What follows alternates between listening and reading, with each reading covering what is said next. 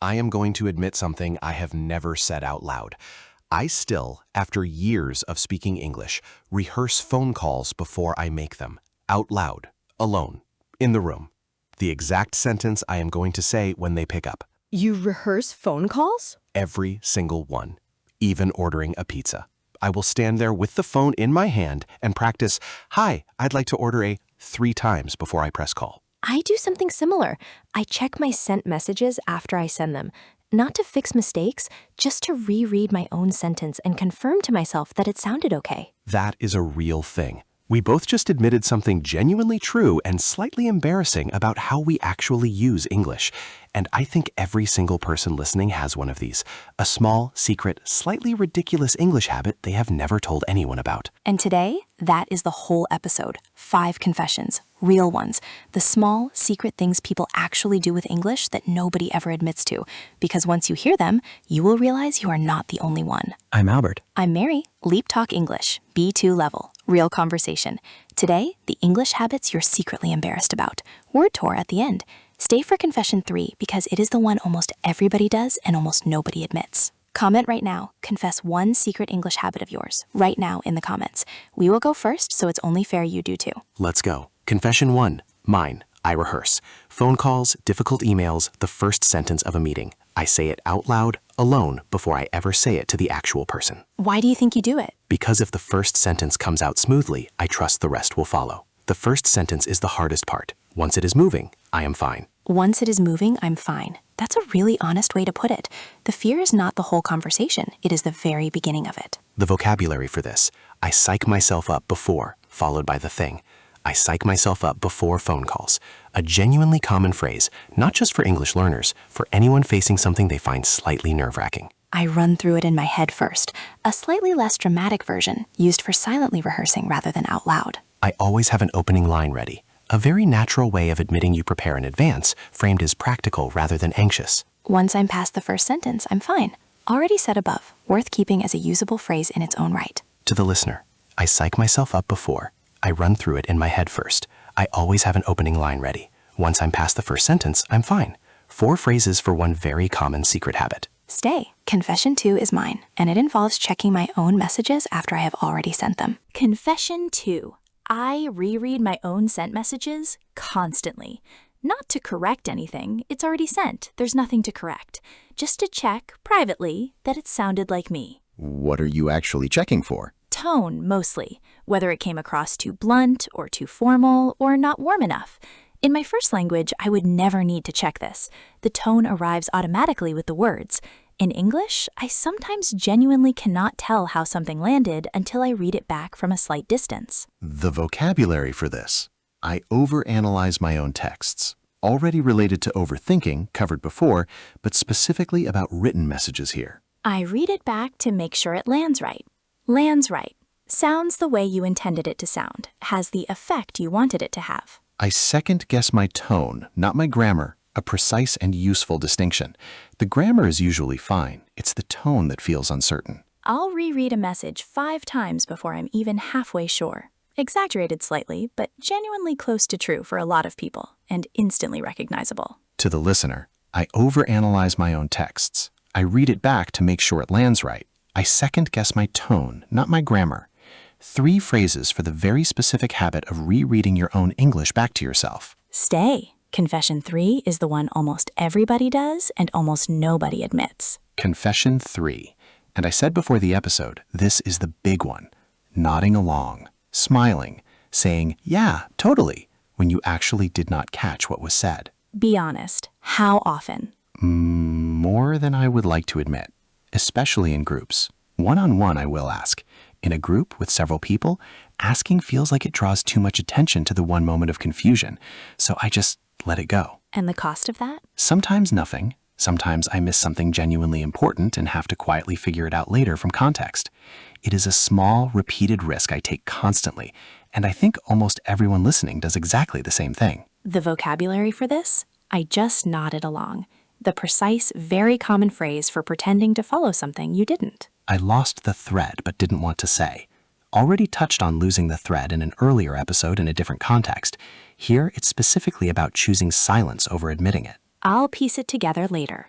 figuring out what was actually meant after the fact from context, rather than asking directly in the moment. I didn't want to be the one who didn't get it. The honest, specific fear underneath the whole habit, not about the English itself, about being seen as the person who needs things repeated. And the better alternative, worth naming directly, sorry, can you say that again? I lost you for a second. A short, low-stakes way to actually ask, rather than nodding along. To the listener, I just nodded along. I lost the thread but didn't want to say. I'll piece it together later. I didn't want to be the one who didn't get it. And the fix? Sorry, can you say that again? I lost you for a second. Stay. Confession 4 is about talking to yourself, specifically in English when nobody is listening. Confession 4. Talking to yourself out loud in English, alone. Already touched the concept in the Thinking in English episode. Here, it's specifically the confession, the slightly self-conscious part of actually doing it. Do you do this? Constantly. Narrating what I'm doing while I cook, arguing with myself about a decision, practicing a sentence I'm proud of just to hear how it sounds out loud. I do it in the shower specifically, for reasons I cannot explain. The vocabulary. I talk to myself when no one's around, said slightly sheepishly, almost always followed by a laugh. I catch myself narrating my own day, describing your actions out loud as you do them, often without deciding to start. I'll say a good sentence out loud just to hear it. The small, private satisfaction of producing something in English that actually sounded right and wanting to hear it again. If anyone walked in right now, I'd look completely mad. The self-aware, slightly comic acknowledgement of how the habit would appear to an outside observer. To the listener, I talk to myself when no one's around. I catch myself narrating my own day. I'll say a good sentence out loud just to hear it. If anyone walked in right now, I'd look completely mad. 4 phrases for a habit that is genuinely one of the most useful things you can do for your English. Last confession, the one about avoiding situations entirely rather than risking the English going wrong. Confession 5, and this one is less funny and more honest. Choosing not to do something, not because you couldn't, but because the English risk felt like too much that day. Give a real example. Letting a phone call go to voicemail because I was tired and did not have the energy for live, unpredictable English. Choosing the self-checkout instead of a person. Letting someone else order first at a restaurant so I could just say same as them. Same as them is genuinely one of the most used phrases in the English learning world. It is enormously effective, and also slightly avoidant if I'm honest with myself. The vocabulary for this. I took the easy way out, choosing the option that required less English, even if it wasn't really what you wanted. I let it go to voicemail, already given as the example, worth keeping as the phrase itself. I just said same as them, the specific, very common dodge. Some days I just don't have it in me. The honest, non-dramatic admission that energy for unpredictable English conversation varies day to day, and that's normal. To the listener, I took the easy way out. I let it go to voicemail. I just said same as them. Some days I just don't have it in me. 4 phrases for the quiet, common habit of avoiding English risk on a tired day. 5 confessions.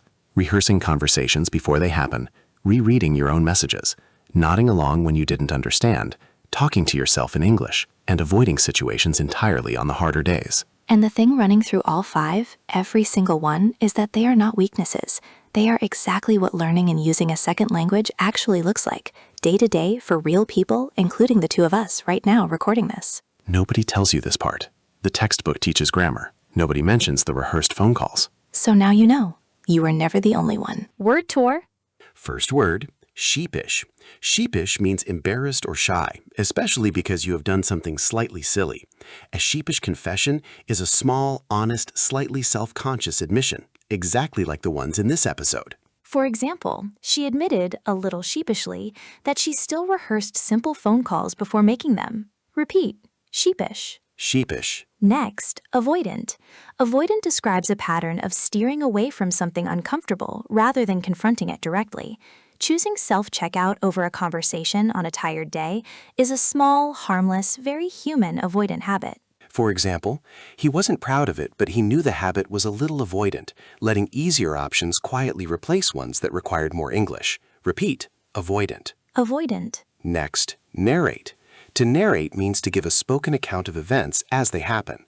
Narrating your own day, out loud, in English, while cooking or getting ready is one of the most useful and most common private language habits there is. For example, she narrated her own morning without quite meaning to. Right, coffee first, then I'll deal with emails. Entirely to herself, entirely in English. Repeat, narrate. Narrate. Next, dodge. As a verb, to dodge means to avoid something, often skillfully or quickly. Same as them is a small, effective conversational dodge. Perfectly fine English, just not quite the full thing you might have actually wanted. For example, it wasn't dishonest, just a small dodge. Easier to copy the previous order than construct a new one from scratch under pressure. Repeat. Dodge. Dodge. Next, piece together. To piece something together means to assemble understanding gradually from separate parts, rather than getting it all at once. Context, I'll piece it together later, describes exactly this, building meaning from context after the fact. For example, he hadn't caught the whole explanation, but he pieced it together over the next 10 minutes from context and a few careful questions. Repeat. Piece together. Piece together. Next, land. Already touched on the concept earlier, formalizing it here. To land in this context means to be received the way you intended. A joke that lands, a tone that lands. Checking whether a message lands right means checking whether it achieved its intended effect. For example, she wasn't sure the message had landed the way she meant it. Warm, not curt, so she read it back twice before moving on. Repeat. Land. Land. Next, self-conscious. Already covered in the confidence episode, returning here in its lighter, everyday sense. Feeling self-conscious about a habit means being mildly uncomfortable admitting it, even though it's harmless. For example, he felt a bit self-conscious admitting he talked to himself in English until he realized almost everyone in the room did something similar. Repeat. Self-conscious. Self-conscious. And our final word, universal. Universal means shared by everyone, without exception. The entire point of this episode is that these small habits are universal, not a sign of struggling with English specifically, but simply what using any language in real daily life actually involves. For example, what surprised her most wasn't any single confession. It was how universal they turned out to be. The same 5 habits in slightly different forms in almost everyone she asked. Repeat. Universal. Universal. 8 words: sheepish, avoidant, narrate, dodge, piece together, land, self-conscious, universal. Everyone names something quietly common that almost nobody says out loud. This week, one practice. Tell someone your own version of one of today's confessions, out loud, in English, even if it's just to yourself. I psych myself up before phone calls too. Say it. Let it be ordinary. Because it is ordinary. That was always the whole point. I'm Mary. I'm Albert, LeapTalk English. Thank you for confessing along with us. See you in the next episode. Bye, everyone. Bye.